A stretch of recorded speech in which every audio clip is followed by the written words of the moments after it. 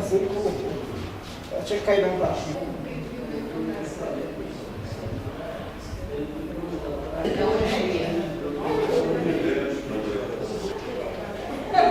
Você me diga, você. É complicado, é. Aí eu falei, ótimo,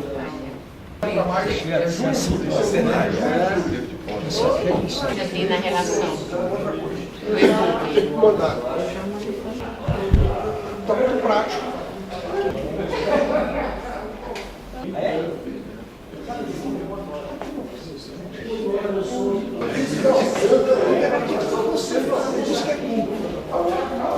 Fez mais nada. O pai também,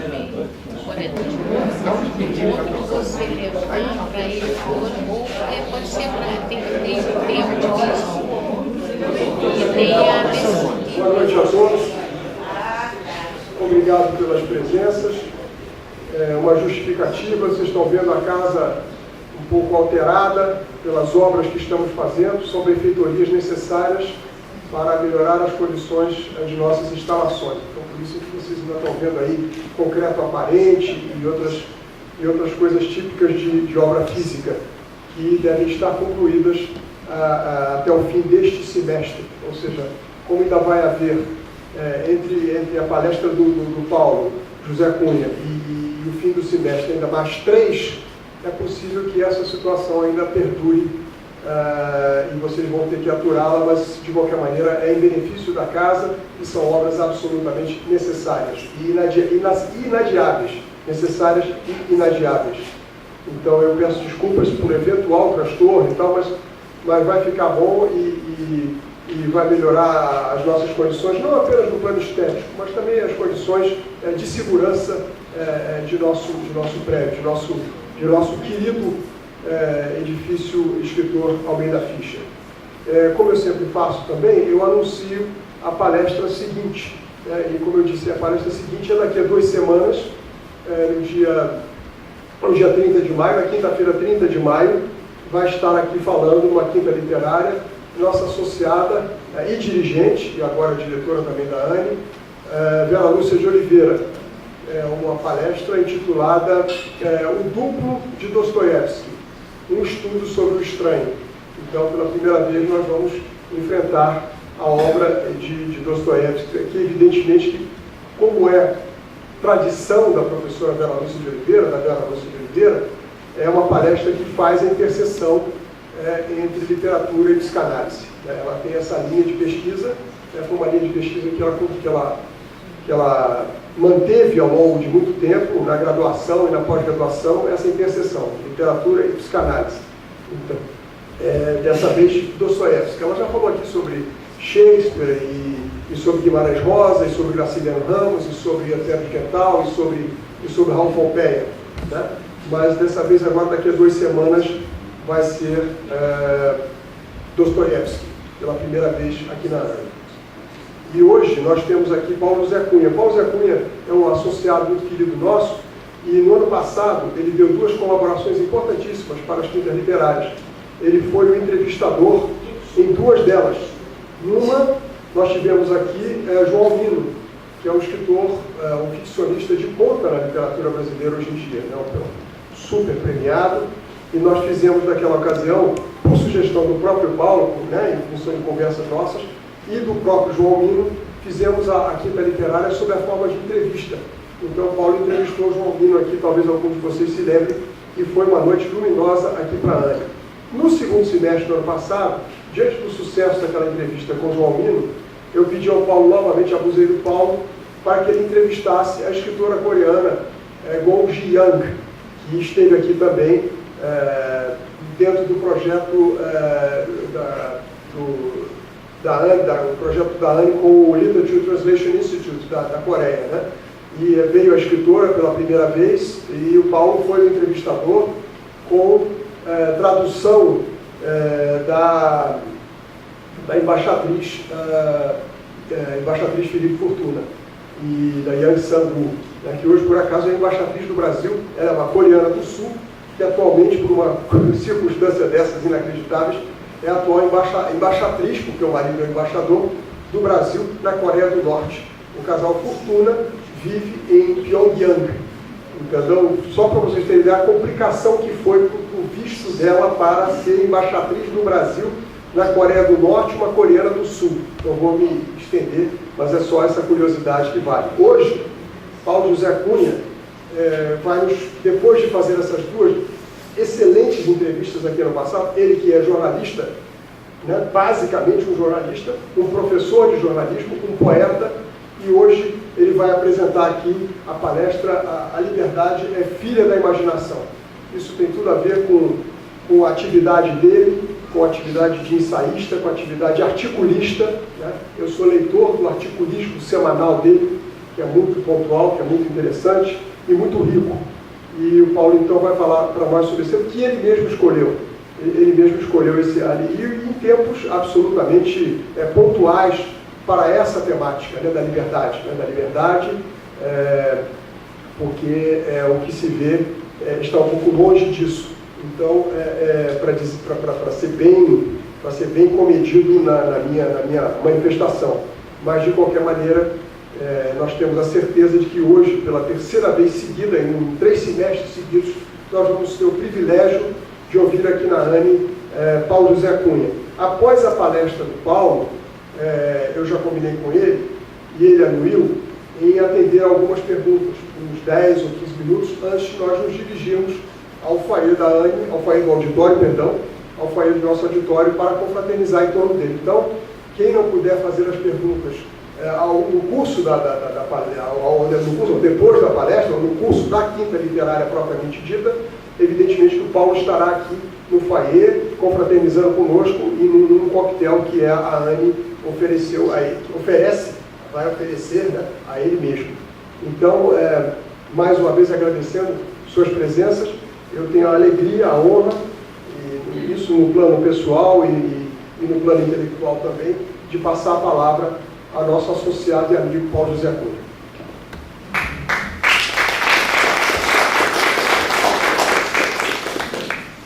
Alô? Sim, temos som. Boa noite a todos. Eu vou falar lendo, porque eu acho que lendo a gente vai terminar sendo mais sucinto. Se eu fosse fazer essa palestra de improviso, pelo número de aspectos que eu abordo aqui, vocês vão entender por quê, ela terminaria ficando muito longa. Eu prefiro que a gente seja mais conciso. Eu gostaria, de mais nada, de agradecer ao amigo Fábio Coutinho pelo convite e, naturalmente, saudar a todos aqui que nos dão as honras de suas presenças. E quero começar dizendo que eu pedi ao Fábio que convidasse jovens para esse nosso encontro, e ele atendeu. Uma plateia ricamente jovem. Isso me deixa extremamente feliz. Na verdade, a ideia da palestra era falar para jovens, porque os jovens são os que, neste momento, por conta dessa revolução trazida pela internet, são os que não têm tido o estímulo necessário, nem a leitura e muito menos a produção literária. Eu acho que hoje eles são os grandes abandonados nesse mundo moderno. Nós, os mais experientes, ainda temos a sorte de ter tido uma educação baseada no humanismo, com muitas contribuições que nos fizeram ser o que somos. Os jovens não. Os jovens não. E isso eu considero extremamente perigoso, e justamente por isso eu pedi que tivesse. Eu acho que vai ter ocasiões em que eu possa apresentar essa palestra em ambientes onde possam haver uma plateia mais de jovens, embora o tema naturalmente interessa a todos nós, independente da idade, né? Eu começo falando da palavra literatura, literário, literatus. Literatura, toda vez que a gente ouve esses vocábulos, se lembra logo das obras de escritores de todos os tempos e lugares consagrados nacional e internacionalmente. Não é? Homero, Dante, Shakespeare, Machado de Assis, Guimarães Rosa, Carlos Drummond de Andrade, Victor Hugo, Marcel Proust, Dostoiévski e tantos. Mas afinal, será que a palavra literatura se resume a eles e as suas obras, não teria uma abrangência mais exemplar? Pois eu suspeito que sim. E para levantar essa suspeição tão arriscada, estou na boa companhia de mestres, como Antônio Cândido, para quem a palavra literatura abrange, aspas, todas as criações de toque poético, desde o que chamamos de folclore, lenda, xiste, até as formas mais complexas e difíceis da produção escrita das grandes civilizações. Se eu perguntar a alguém ali na rua se gosta de literatura desses tempos de hoje, com certeza a maioria das respostas, infelizmente, vai ser negativa. Ah, não tenho tempo para isso.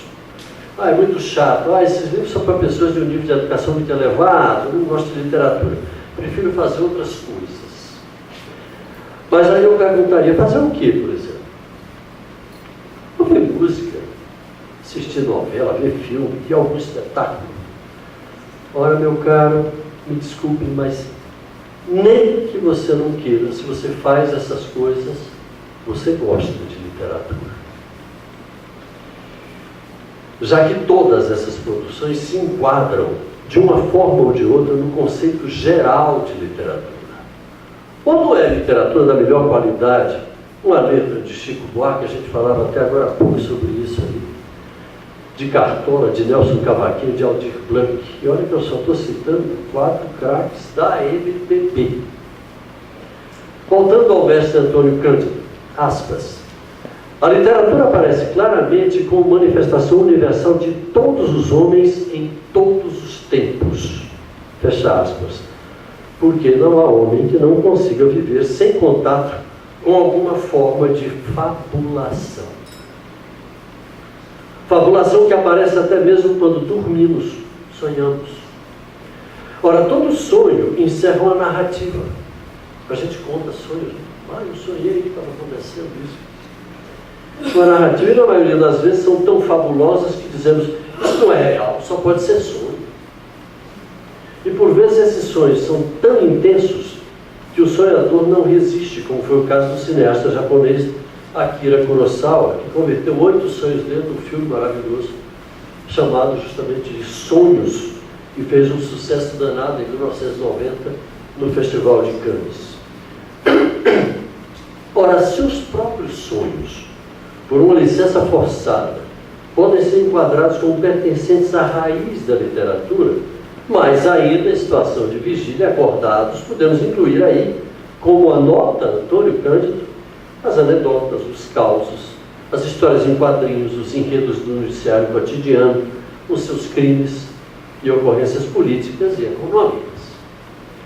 Não vamos esquecer da existência de um jornalismo literário, uma especialização do jornalismo feita com a arte e os instrumentos da literatura, também conhecido como literatura não ficcional, literatura da realidade, que pretende revelar um mundo subjacente ao que frequenta normalmente o noticiário. É o gênero que terminou batizado de New Journalism, que teve como principais expoentes Tom Wolfe, Tom Capote e Gaitaliz, entre outros. Nesse tipo de texto, o redator se utiliza de uma perspectiva subjetivista, em complemento ao texto objetivo tradicional da imprensa. Vai além dele. Não é que invente, não é isso. Mas ele organiza, entre aspas, os fatos a partir de uma visão literária. E assim faz um tipo de literatura jornalística. O livro A Sangue Frio, o romance de Truman Capote, é um dos clássicos desse gênero. Entre as criações que poderiam se inscrever nesse amplo universo a que se refere Antônio Cândido, poderiam estar incluídas as canções que tocam no rádio, como eu citei agora há pouco, o samba, a moda de viola, desde que tenham letra, ou seja, uma composição textual e não apenas melódica. Antônio Cândido chega a defender que a satisfação da necessidade da literatura é um direito humano. Olha que afirmação pesada. Mas atenção, estamos tratando das obras narrativas e não das que pretendem defender tal teoria ou tal ideologia. Sabemos muito bem que algumas obras filosóficas, políticas, médicas e da área da psicologia foram responsáveis por dores e mortes. É o caso do Mein Kampf, Minha Luta, de Hitler, que empurrou o mundo para a Segunda Guerra e causou o Holocausto dos judeus. O Maleus Maleficar, o Manual da Caça às Bruxas, que levou muita gente à fogueira da Inquisição. O Homem Delinquente, de Cesare Lombroso, com sua teoria repulsiva de que os traços físicos permitiriam a identificação de uma mente criminosa. E tantas outras. Felizmente, essas obras não podem ser inscritas no que podemos chamar de campo da literatura de narração. Aqui tratamos de literatura stricto sensu, ou seja, aquela que se refere à arte literária. E não a essa apropriação indébita do termo, que permitiu que se fale numa literatura farmacêutica, numa literatura médica, numa literatura científica, ou numa literatura filosófica, por exemplo. A simples substituição do vocábulo literatura por bibliografia já resolveria esse problema. Mas ninguém está preocupado com isso. Retornemos com uma pergunta. Por que se consome literatura? E por que se produz literatura? Por que se escreve? A resposta é: consumimos literatura basicamente para nos abastecer de um tipo de combustível que nos diverte, enquanto, sem a gente nem perceber, somos obrigados a pensar. E pensando nos permite organizar as ideias e assim assumir um lugar mais privilegiado para avaliar o mundo, os homens, sua natureza e nós próprios. Goethe dizia que a leitura é a arte de desfazer nós cegos, ou seja, a leitura, principalmente das obras literárias, é um exercício de libertação. E aí a gente começa a tocar no tema que está lá no título dessa palestra. Para Bárbara Eliodora, uma das mais importantes críticas de teatro do Brasil, a leitura é a malhação da cabeça, no sentido mesmo que a palavra malhação tem em relação à atividade física praticada nas academias, porque a cabeça precisa de exercício tanto quanto o corpo, para se manter ativa e em forma. A escritora Nélida Pinho afirma que ler é deixar de ser você. Eu adorei essa definição. Principalmente quando a leitura é de obras literárias. E aqui chegamos ao ponto principal dessa nossa reflexão. Se considerarmos a literatura como uma arte, e ela é uma arte, vamos entender melhor o que o poeta Ferreira Goulart quis dizer quando afirmou que a arte existe porque a vida não basta. E sabe por quê?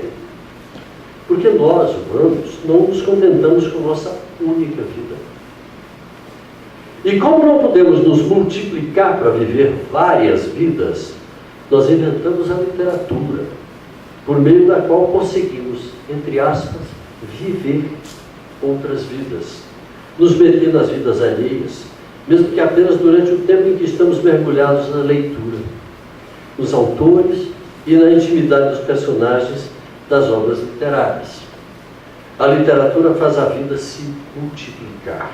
E o resultado é que a imaginação e a compreensão do mundo se ampliam. Mas alguém há de ponderar, mas quando vou ao cinema ou assisto televisão, igualmente embarco nas vidas e nas experiências dos personagens. Sim, tem razão. Vamos ter de ir ao canadense Marshall McLuhan e ao conceito de meios quentes e meios frios. Para McLuhan, meios de comunicação quentes são os que não exigem um elevado grau de participação da audiência para a compreensão da mensagem. A televisão e o cinema, por exemplo, são meios quentes. O prato já vem feito, quentinho, para a gente ficar dentro do conceito. O personagem da novela já tem rosto, tiques nervosos, tudo. Você não exercita a imaginação, olha aqui a palavra mágica, tentando criar um rosto para ele. Apenas absorve o conteúdo sem qualquer esforço adicional. Daí o sucesso da televisão e das produções que se utilizam essencialmente da imagem como suporte dos conteúdos. vamos convir que é mais fácil assistir televisão do que ler um livro. Já os meios frios, por possuírem baixa definição, exigem a intervenção do fruidor para a compreensão da mensagem.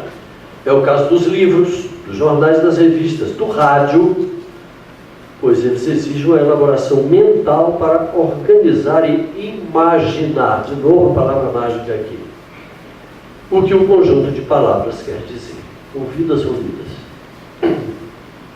Você precisa fazer um desenho mental do que está lendo ou ouvindo.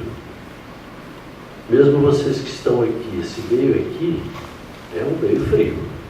Nós estamos dentro de um meio frio. Vocês estão tendo que imaginar, a partir das minhas palavras, o que eu estou querendo dizer. Vocês estão criando o tempo inteiro imagens mentais. É preciso pôr o cérebro para funcionar, para preencher essas lacunas da compreensão. Claro que a literatura se situa nessa segunda categoria dos meios frios. A personagem Capitu de Machado de Assis, no romance Dom Casmurro, é diferente para cada leitor. Para você, ela é moreninha. Já para você, ela tem a pele branca. Para você, aqui na frente, ela tem olhos expressivos. E para você, lá do fundo, ela tem um olhar dissimulado. Cada leitor constrói o personagem a partir de sua imaginação. O americano Edmund Wilson afirma que nunca dois leitores leram o mesmo livro. A semelhança do filósofo grego Heráclito de Éfeso, que sou eu que cito. Ele dizia que ninguém toma banho duas vezes no mesmo rio, porque a água muda o tempo inteiro. E é essa característica que torna fascinante o universo da literatura. A capacidade que ela tem de fazer cada um de nós exercitar a imaginação, de nos fazer construir os personagens, as paisagens, as situações. Isso tem um sabor especial, diferente de simplesmente se colocar na frente da tela do cinema ou da televisão e receber o prato feito dos personagens prontos e acabados. A imaginação participa muito menos durante a expulsão do espectador às obras audiovisuais. Isso vale também para a fotografia e para a pintura, tá, gente?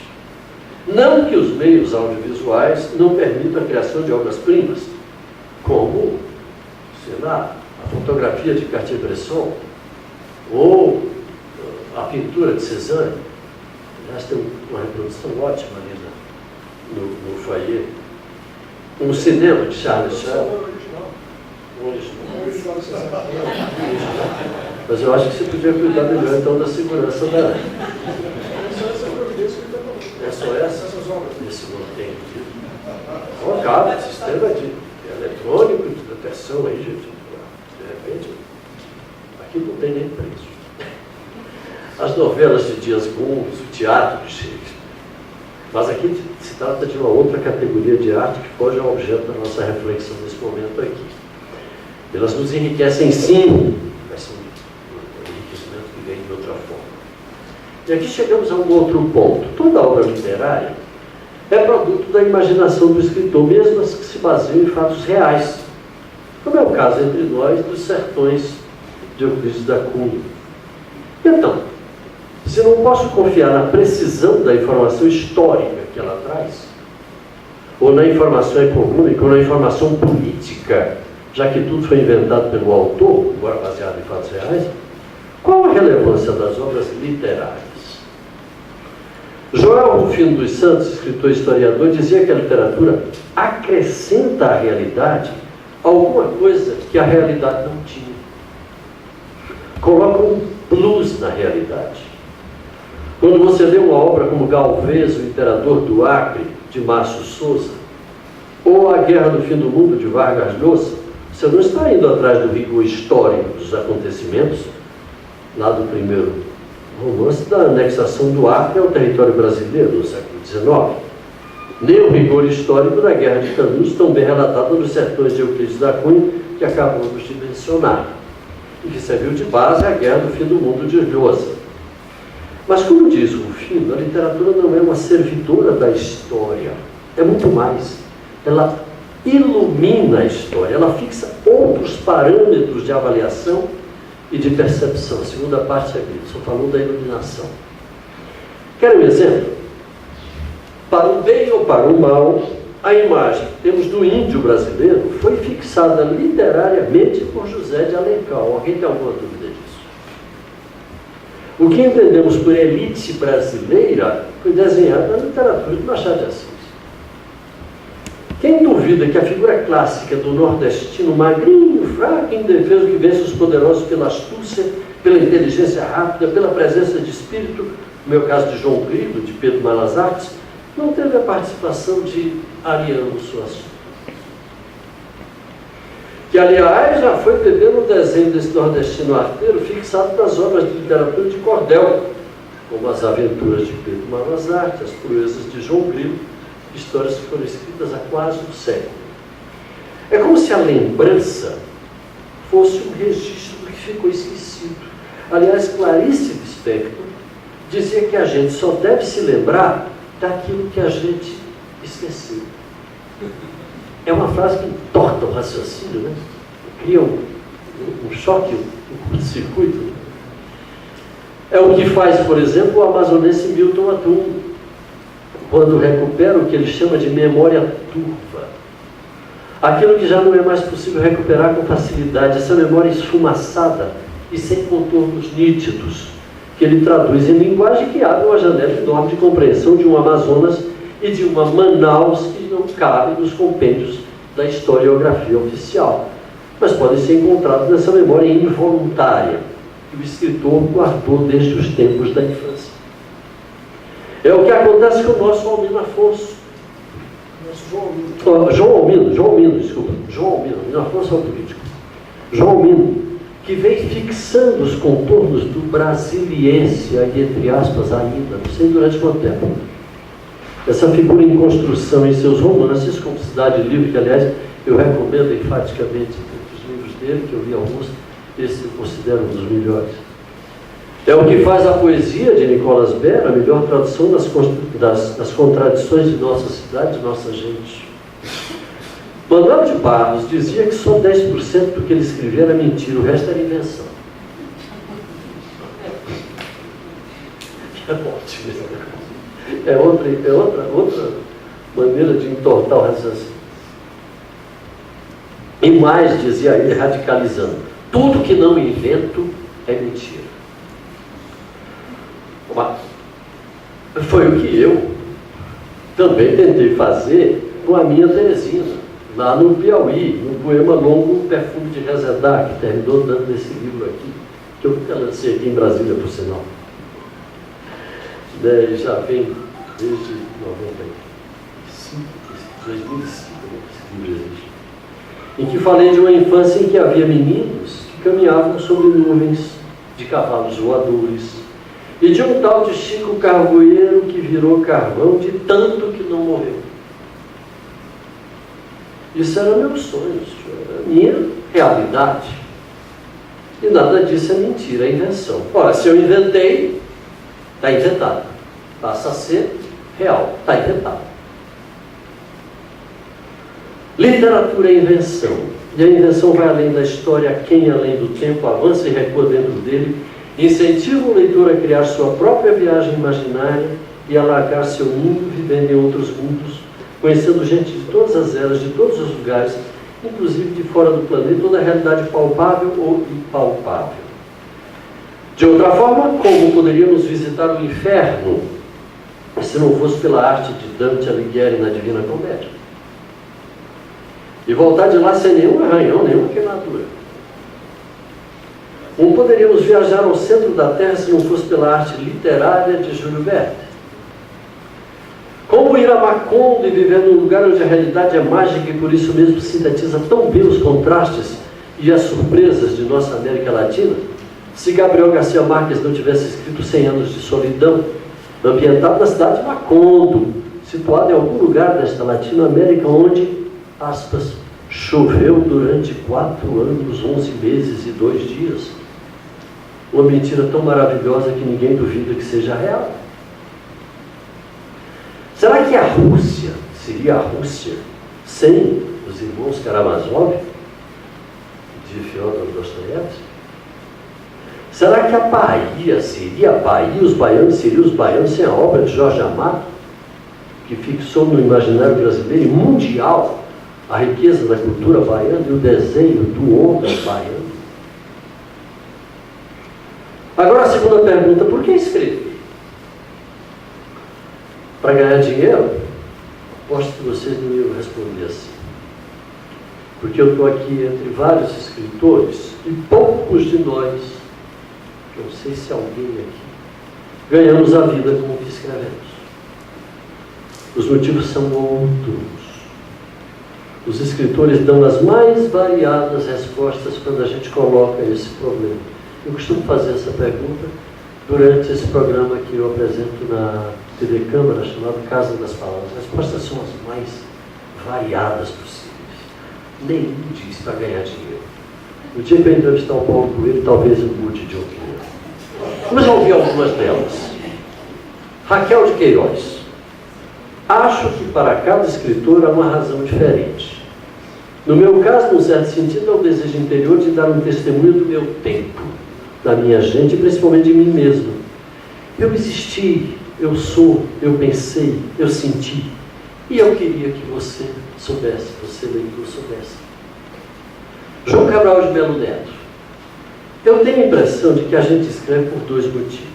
Ou por excesso de ser, é o tipo do escritor transbordante, como a maioria dos escritores brasileiros, uma atitude completamente romântica, ou por falta de ser. Eu sinto que me falta alguma coisa. Então escrever é uma maneira que eu tenho de me completar. Gabriel Garcia Marques é mais brincalhão. Escrevo para que meus amigos me amem mais. Fernando Savino. Esta pergunta é tão grave como se perguntassem: por que vive? Por que ama? Por que morre? Talvez eu escreva para atender a essas três presenças que são as únicas que existem na vida de um homem.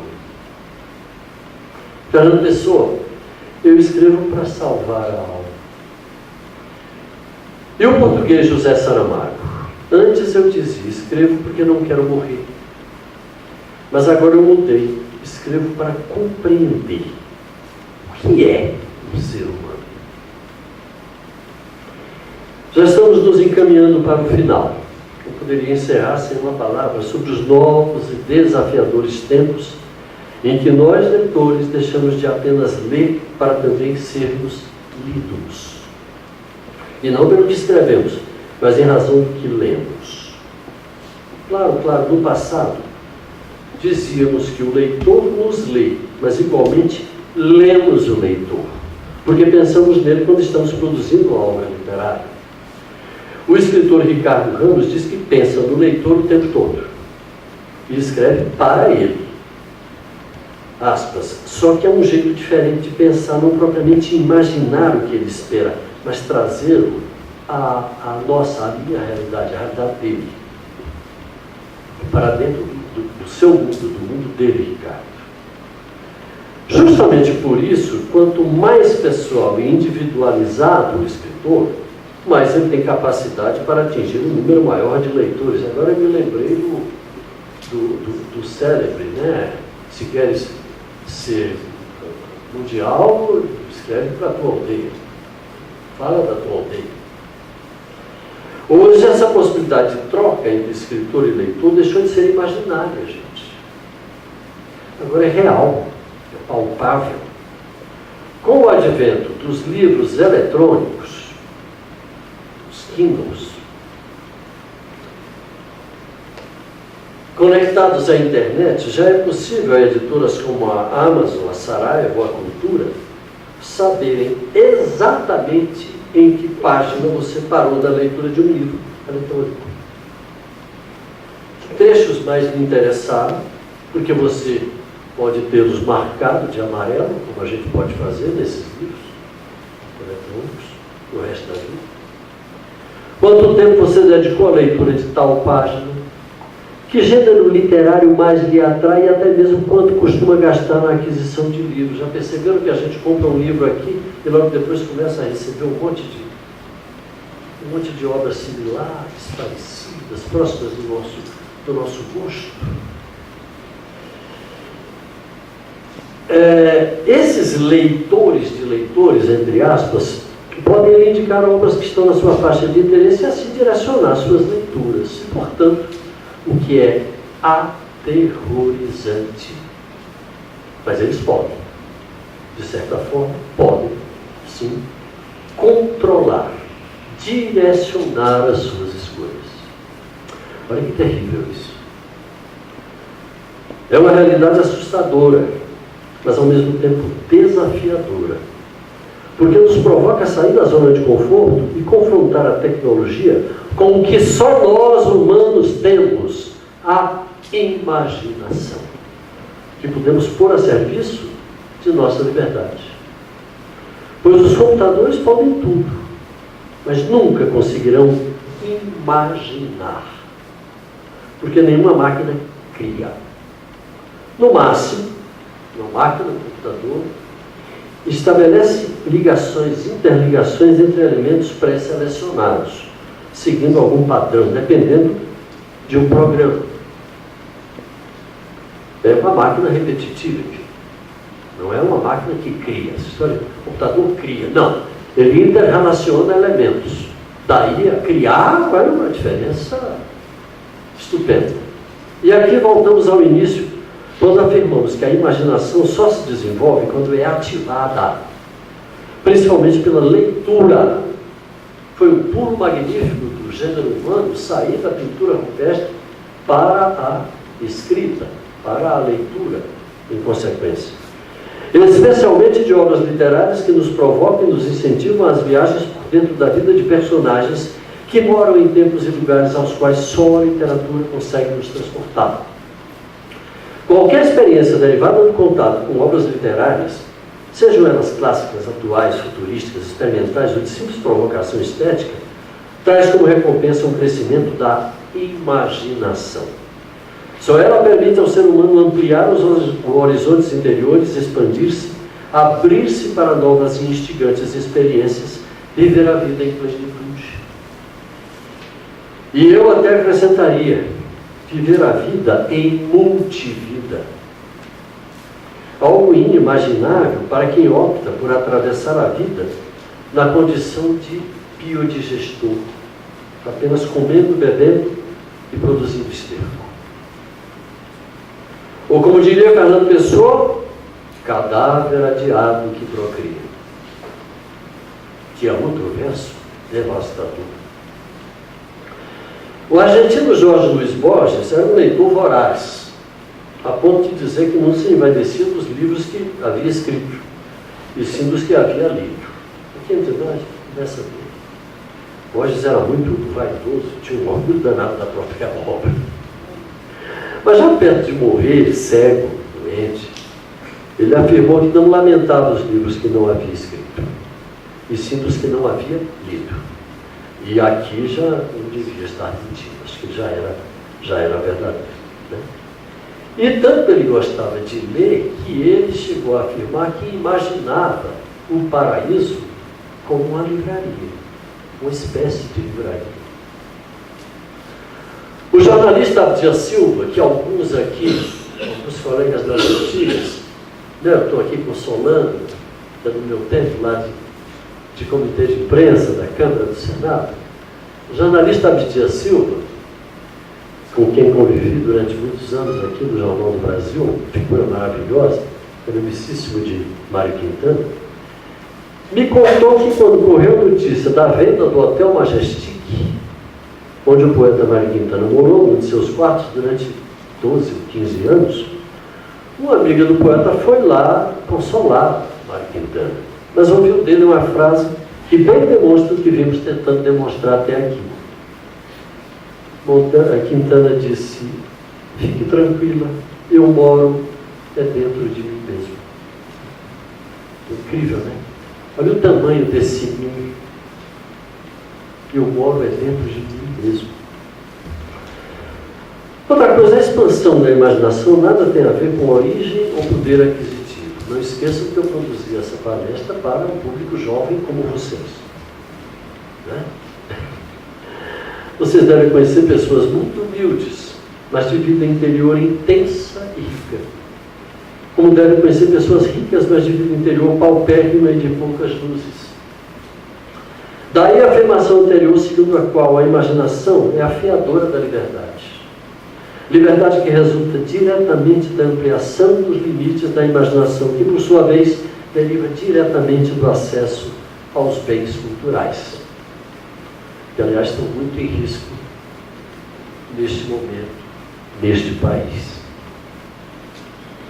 Conheço índios de tribos escondidas no coração da Amazônia que nunca puseram os pés num teatro, nunca abriram um livro e nunca ouviram Garota de Ipanema, mas desfrutam de um universo imaginário tão extenso que vem da literatura, ainda entre aspas, lá deles, a literatura lá deles, povoada de lendas e conhecimentos ancestrais dos seus cânticos, das suas danças, do conhecimento das ervas, da arte plumária, do conhecimento dos bichos, da arte culinária, da sua devoção aos deuses, sua religião, sua cultura.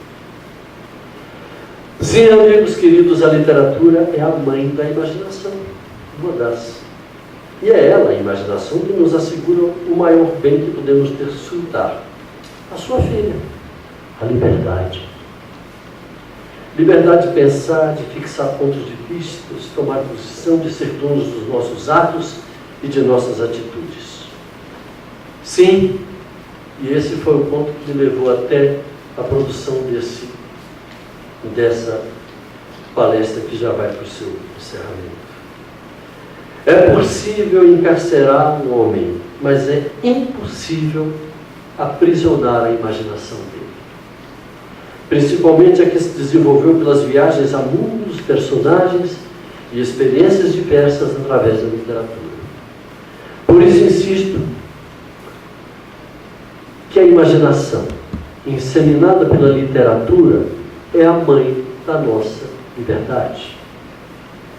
Liberdade que eu, Paulo José, do alto da minha insignificância, me servi para também cometer um poema em que eu tento explicar essa estranha motivação para o ato de escrever.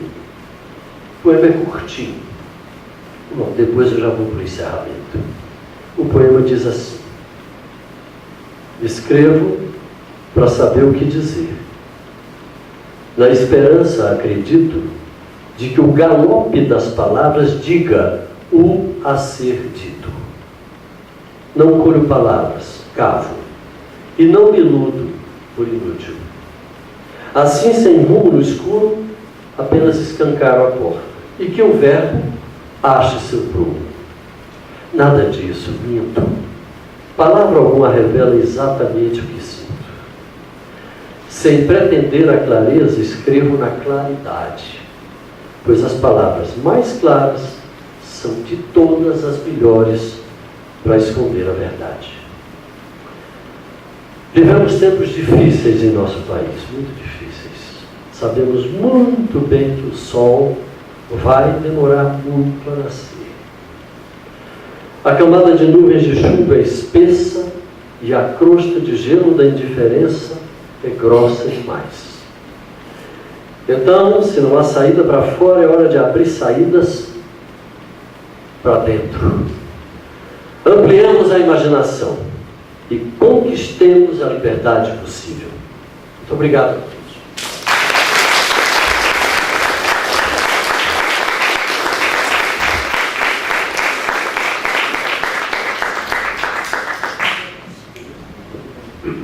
Muito obrigado, Paulo, por uma palestra que, quando nós conversamos sobre o tema, eu vi que a convergência para as finalidades de nossa casa era absoluta. Essa é uma casa de defesa da literatura e da liberdade de expressão. É sobre esses pressupostos que foi criada há 56 anos. Aqui se cultua o fazer literário e aqui se homenageia em caráter permanente a liberdade de expressão, a liberdade manifestação das ideias e do pensamento. Então, quando eu conversei com o Paulo, eu sabia que a gente ia ter aqui hoje exatamente esta possibilidade de refletirmos sobre esses aspectos tão importantes e agora, mais do que nunca, de impressionante atualidade na realidade brasileira. Então, eu estou muito feliz porque você veio, porque você aceitou o nosso convite e porque você correspondeu ampla e plenamente à nossa expectativa com relação a esses aspectos tão relevantes e tão indispensáveis de nossas vidas. Como eu disse no começo, na abertura de nossa quinta literária de hoje, nós pretendemos confraternizar com o Paulo, como sempre fazemos, no foyer do nosso auditório, em torno da conversa com ele, em torno da boa mesa, enfim. Mas o Paulo se dispõe a um diálogo, né, a um diálogo com todos os presentes, na medida do possível aqui mesmo no auditório e depois lá no foyer, a partir de, e aí eu vou usar o adjetivo, eu gosto muito da concisão, mas de qualquer maneira vai o adjetivo, a partir de breves indagações para que o Paulo, com breves manifestações, nós possamos liberdade de expressão, a liberdade de expressão é ilimitada. A liberdade de expressão é ilimitada, né? Mas, de qualquer maneira, para que ela seja ilimitada, vários devemos poder dela usufruir. Então, essa aqui é a ideia de breves indagações. Então, portanto, o Paulo se dispôs, eu indaguei a ele, e nós vamos conversar com ele aqui agora.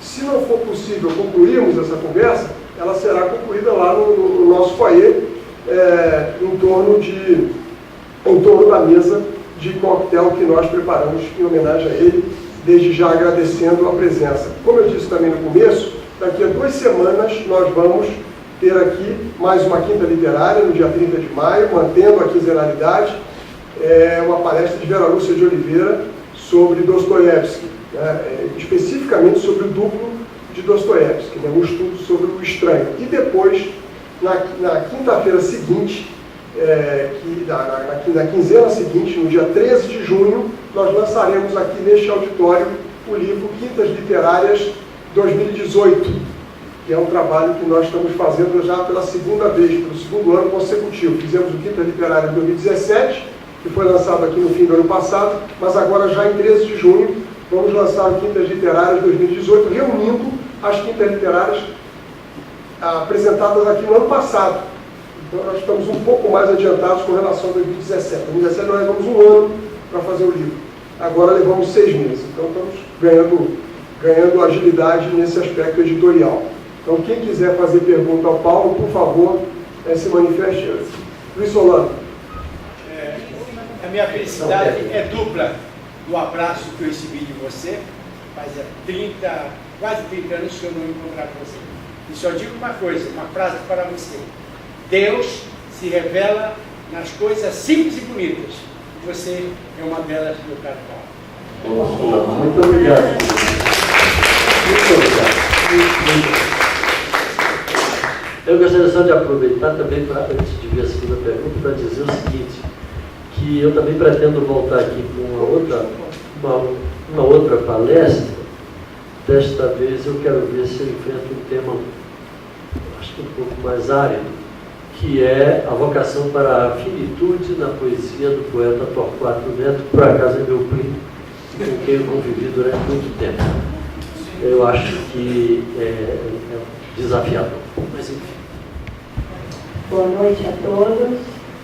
Bom, eu sou uma caipira lá de São Paulo, estou aqui em Brasília, estou apaixonada pela cidade e gostaria de cumprimentar, eu sou radialista também, gostei muito da fala e da interpretação da fala dos radialistas. E amanhã eu vou dispensar minha terapeuta, porque você falou uma coisa muito séria. A gente pode dar asas à imaginação, pode escrever à vontade. Estou começando a minha vida agora, né? Escrevendo, tendo tempo para a escrita, para a leitura, porque eu precisei construir uma casinha para os meus livros, de tanto ouvir as pessoas dizer, jogue fora os seus livros, não usa mais ter biblioteca em casa, e a minha paixão era os livros, então eu precisei construir uma casinha lá no interior de São Paulo, no Oribrim. São vários, né? Para não incomodar ninguém, eles têm a própria casa. E fiquei muito triste, escrevi uma crônica esses dias. Hoje abracei Brasília, que eu desci para caminhar pelo eixo, que ninguém anda pelo eixo, só anda pelo parque, né? Mas desci ali e vi uma biblioteca solitária no parque, né? Pouca visita. Isso entristece, deixa o coração muito triste. E eu quero cumprimentá-lo pelo brilhante trabalho. Hoje também sou mais uma apaixonada, né? O amigo ali já disse, por essa sua escrita e pela sua participação literária nesta noite. Obrigada e desculpa ter me estendido um pouquinho. E a pergunta é o seguinte: pode ousar cada vez mais na escrita? Deve usar. Afinal, se a gente não usar, que tipo de criação vamos fazer? Vamos fazer mais do mesmo? Vamos errar mais. Boa noite, senhor presidente. Boa noite, Paulo. Boa noite a todos.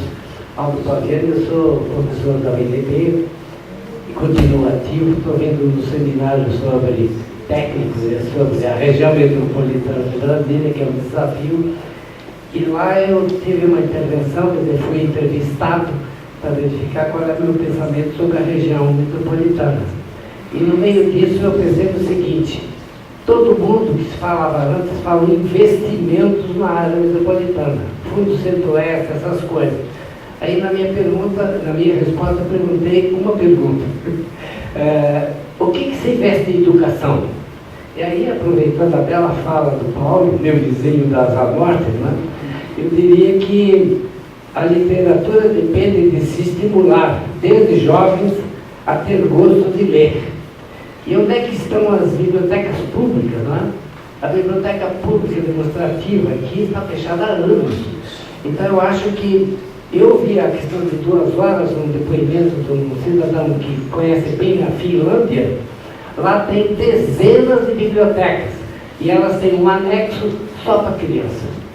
Como fazer o que você falou, Paulo, que dar asas à imaginação das crianças através desse. Isso mantém as pessoas fora das novelas, como você citou. Obrigado pela sua fala. Agora, eu entendo que a presença física do livro, este objeto insubstituível, a meu ver, aliás, tem um texto do Milor Fernandes, que eu adoro, ele fica brincando sobre o livro, né? Não precisa de carregar bateria, não precisa de tal coisa, você desliga facilmente, né? E você liga novamente, não precisa de botão, né? Eu acho que esse objeto, na minha opinião, é um objeto eterno. E no futuro, tenho certeza absoluta que a gente vai chegar ao ponto de... É claro que a evolução vai nos levar cada vez mais à produção de obras para o mundo virtual. Mas a gente vai chegar lá na frente dizendo assim: olha, o livro do Ronaldo é tão bom, mas tão bom, que saiu em papel. Eu tenho a impressão que o caminho vai ser esse. Sobre a questão da leitura e das bibliotecas, professor Aldo, eu acredito piamente que sem o contato físico, isso aqui, com o livro, pelo menos nesse momento, é muito difícil alguma criança, algum jovem ter gosto pela literatura. Me lembra, não sei se leram aqui o Sartre, As Palavras, o livro As Palavras. Sartre foi educado pelo avô. E ele aprendeu a ler com o avô, que tinha uma biblioteca daquelas maravilhosas, com os livros encadernados com a capa em couro.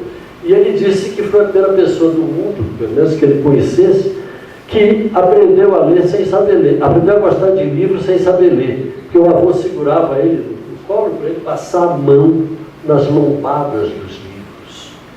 A mesma coisa com as bibliotecas, quer dizer, não adianta a gente dizer, a biblioteca lamentavelmente está vazia.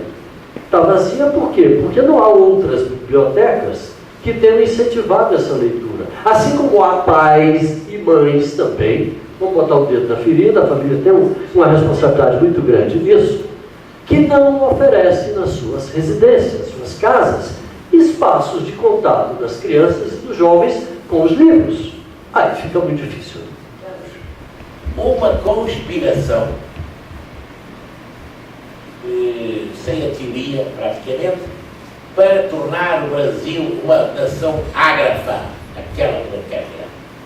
Porque é espantoso os dados que eu, dia a dia, que estou trabalhando dia a dia, recolhendo dados nas escolas, das pessoas que até, por exemplo, entrevistei 26 crianças agora no mês de março, queriam uma estagiária. E depois, olha uma coisa engraçada, daquelas 26 crianças, dos 16 aos 21 anos, uma só tinha lido O Pequeno Príncipe, mas não sabia o nome do autor. E outro, muito contente, disse assim, eu li O Homem-Aranha. Bom, eu por acaso não li. Então, mas de qualquer maneira, o que eu verifiquei é que isso não se repetiu só agora. Eu fiz umas palestras e levei até uns palestrantes também ali para aquela região de Lusiânia, Valparaíso, lugares que são desconhecidos pela maior parte dos nossos escritores.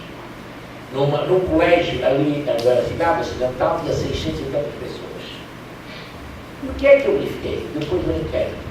É absolutamente impressionante. Como se quer construir um mundo novo, ou melhor, um mundo melhor que é o Brasil, onde eu tenho 5 filhos, tenho 6 ou 7 netos. Como é que vai ser possível isso se as pessoas já não leem? E parece que sucedeu. E o nosso imprensa, que deu um tiro no pé, para mim, a grande responsável também, simplesmente acabaram os suplementos literários, acabaram os pais literários, os suplementos culturais. Onde estão os nossos cronistas literários? Então, essa massa que está se vendo, que se está movimentando a favor da ignorância, e peço, então, para terminar rápido, breve, chama a atenção para um livro do Vítor Santiago Borges, psicólogo, chamado A Zumbilândia. Se vocês encontrarem esse livro, que é difícil, Zumbilândia. A Zumbilândia. De zumbi. E é do Vítor Santiago Borges. Vocês vão ficar assustados. O número de suicídios. Outra, isto agora tem a ver com a leitura, um oftalmologista me disse assim, bom, eles têm informação, mas não têm conhecimento. O déficit de atenção está aumentando desmesuradamente. Provem isto até com alguns amigos que tenham filhos. Vocês vão ver o que é que está acontecendo. E eu estou achando isso dramático. Eu, que amo o país que me acolheu, numa época difícil da minha vida, em que eu fugia à ditadura, não é verdade? E isso, de repente, eu vejo que não se consegue conversar com gente que não tem mais de 200 a 250 palavras. Esta é a grande realidade. Quem quiser, tome consciência disso. Então, para terminar, está breve, né? Acho que todos nós temos uma obrigação. Todos. Em qualquer lugar, em qualquer situação. Temos de ajudar ou nos unirmos para incentivarmos a leitura. Temos de nos unirmos para divulgar aquilo que é bom. E fiquei muito satisfeito com a sua palestra. Ela vem numa linha e espero que ela continue se transformando cada vez mais em fatores de ação. Obrigado. Vitor, o que você está dizendo é uma preocupação muito grande. Eu tenho a impressão que não é só nossa, ela é uma preocupação que vem crescendo à medida que a gente vai percebendo que o problema principalmente não é de fácil solução e é enorme. É enorme por quê? Porque nós temos que enfrentar uma avassaladora cachoeira que são as redes sociais, com seu poder de atração, de sedução.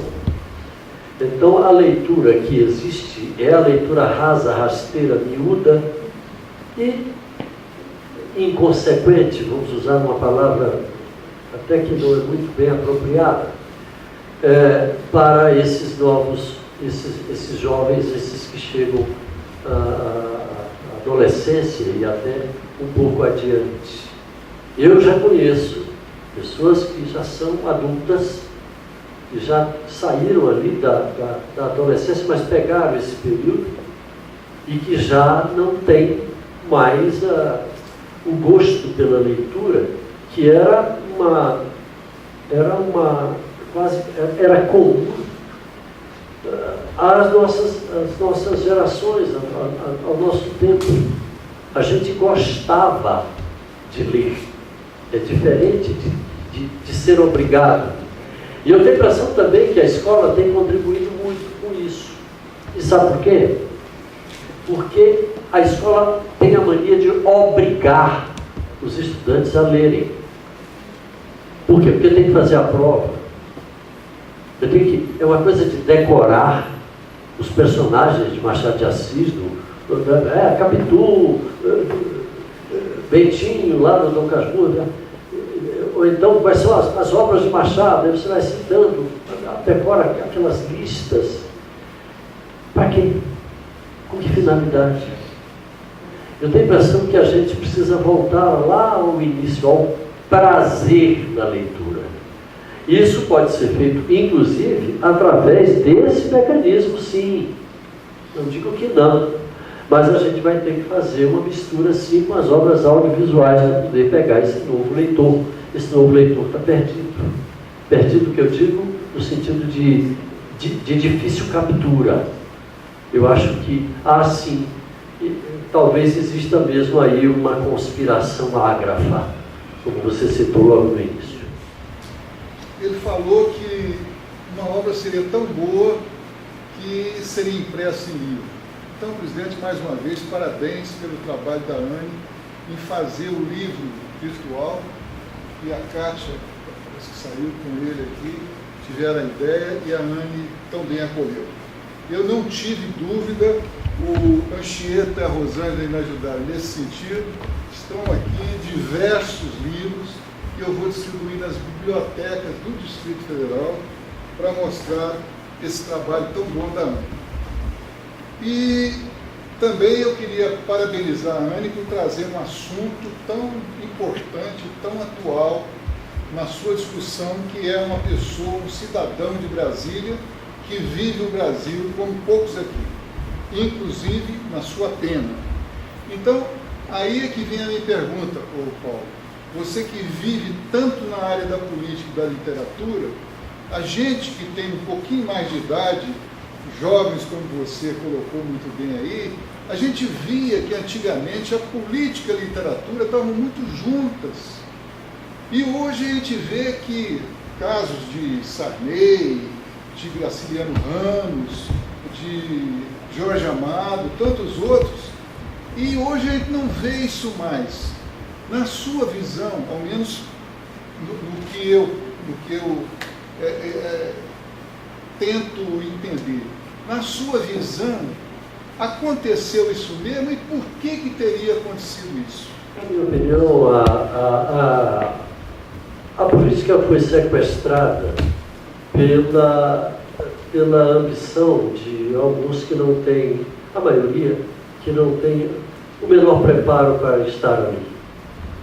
Eu percebo uma queda vertiginosa na qualidade da nossa representação parlamentar. Eu que cubro aquilo ali desde os anos 70, posso dizer com a mais absoluta naturalidade, é difícil de mensurar isso, quando a gente faz uma afirmação desse tipo, as pessoas dizem, como é que você prova isso? É difícil de provar, mas há realmente, efetivamente, uma queda muito grande. A minha explicação é a de que vamos dizer assim, os escritores, os homens de pensamento, os homens de inteligência, eles foram alijados do processo político pela própria contaminação que esse processo sofre, e eles próprios não querem entrar nesse mundo e serem acoimados de participar digamos assim, desse anto de perdição em que se transformou boa parte da prática política brasileira. Acredito que tem algo a ver com isso. A situação é extremamente grave, você tem toda a razão. A gente chegou ainda, tive a oportunidade de conviver com algumas figuras que eram o presidente da academia, o próprio Luiz Viana Filho, né? Literatos, José Sarney, poetas que a gente encontrava ali, Israel Novaes e vários outros, né? Figuras que tinham uma representatividade muito grande. Hoje, no Congresso Nacional, lamentavelmente, nesse instante, eu não me lembro de nenhum. Isso é extremamente doloroso. Olha que nós estamos falando de um universo de 600 e tantas pessoas. Quase 600 pessoas, desculpa. Não é pouca coisa. E você não ter essa presença é terrível. Mas quando a gente, por exemplo, toma conhecimento de um ato como o que está para ser perpetrado aí, de retirada de recursos para áreas das ciências humanas, como é o caso da filosofia, como é o caso da sociologia, etc., a gente começa a entender, muito na linha lá do que o Vitor Alegria falou, que há sim uma tentativa de sufocar essa inteligência. A inteligência, ela é perturbadora, ela chateia, ela não é cômoda, ela incomoda. Então, para que inteligência?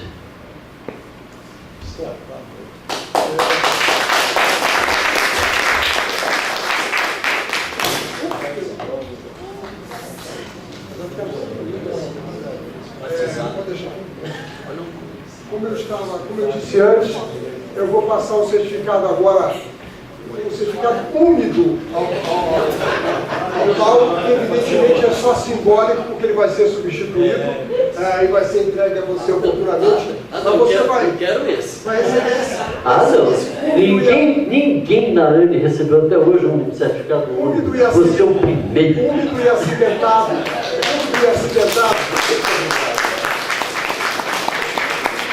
Já fica o convite, porque ele fez a proposta de estar aqui conosco para falar oportunamente, né, dentro de um calendário que nós vamos fixar, sobre a poesia de Torquato Neto. Então isso vai acontecer e o Paulo estará aqui mais uma vez conosco. Por enquanto, nós vamos nos dirigir ao foyer da ANE para confraternizar com ele. Mais uma vez, muito obrigado a todos e boa noite. Boa noite.